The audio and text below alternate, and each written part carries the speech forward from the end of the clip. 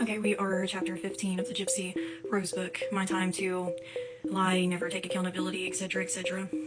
And in this chapter, we don't hear about how she took the cab and went back inside her mom's house after the unaliving. We don't hear any of those details. In fact, we just go straight to the hotel. So we're at the hotel in the book, and first off, she's complaining. That's all she really knows how to do. Nothing actually makes her happy. She complains because they have to eat pizza every day, and their ride or their bus ride was delayed.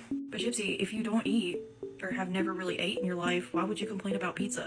And then she turns around later on in the chapter and says that they ordered pancakes or something like that, and she got sick because she's just not used to eating food, and she has a dairy intolerance, which I had told you guys earlier from one of the past chapters, that when I was going through her medical records, the one thing I did see was that she had a dairy intolerance. We get to hear about the brownie incident, so we get to hear her repeat along the lines of, he's eating a brownie, and next he'll be eating me, or however way she says it. But the really interesting thing to me about this is that instead of taking accountability for wanting to do all these things right after your mother's unaliving, she goes in and she blames everybody but herself.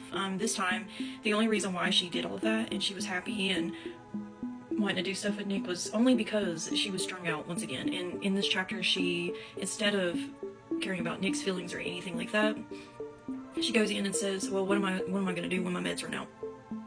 I'm gonna have to rob, I'm gonna have to buy them off the street.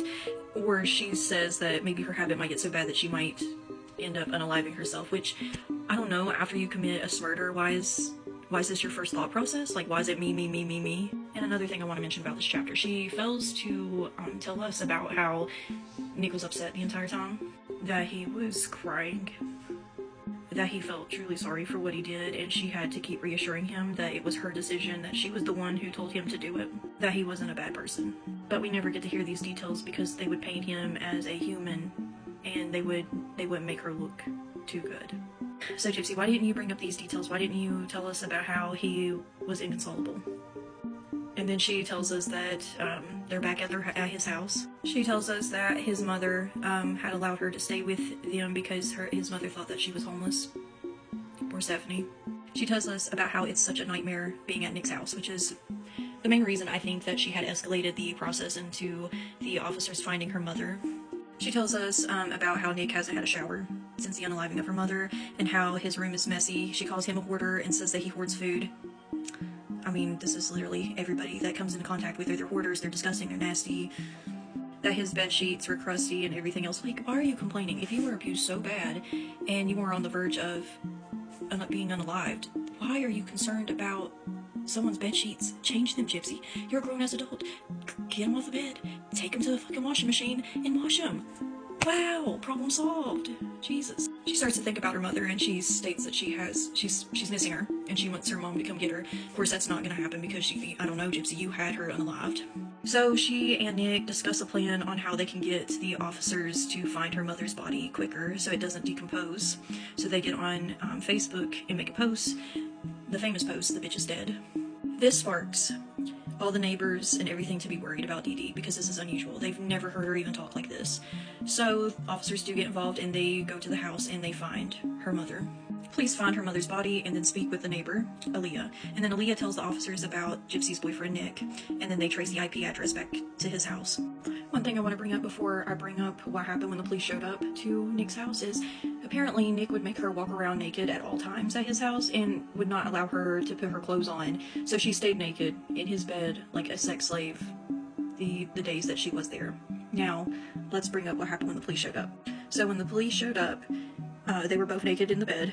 His family was told to come outside. They did, they complied. And then him and her stood up, they dressed, and then he stood at the closet and told her to come here, in which he told her to get in the closet, and they shut the door, and they came up with the plan or the story that they were going to tell officers, in which that story was that her mother had kicked her out and he was just showing up to get her, and they just came straight back to his house. So while she is getting reprimanded by the police and getting handcuffed, they're gentle with her.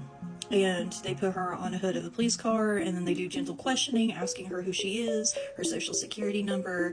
However, she mentions that Nick is just thrown on the concrete. They're talking to him like he's a piece of shit and just treating him ill. This is the problem we have with the Department of Justice and the justice system at all, like just in total. It's extremely sexist. Men get treated way more poorly than women do. I'm sorry, but it's the truth. and they go back and get interrogated at this point. She describes that her room has a nice comfortable couch. Once again, she tells us that due to medication, she is not able to be interviewed properly. She states that she nervously was talking about Disney for 4+ hours to a guard outside of the door just because she was nervous. She also goes into detail about taking her seizure medication and being basically knocked out and taking a nap just because of that.